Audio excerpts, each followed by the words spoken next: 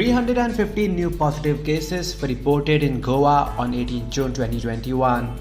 According to media bulletin issued by Directorate of Health Services, Goa's recovery rate is 95.99%.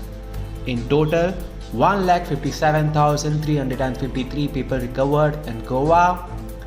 534 people recovered in last 24 hours.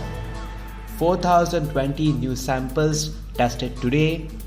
In total, 8,82,511 samples tested in Goa till now.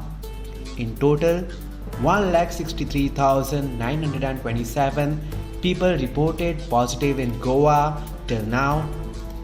6 new deaths reported today. In total, 2,975 deaths reported in Goa till 18 June 2021. Active cases in the state now stands at 3,599.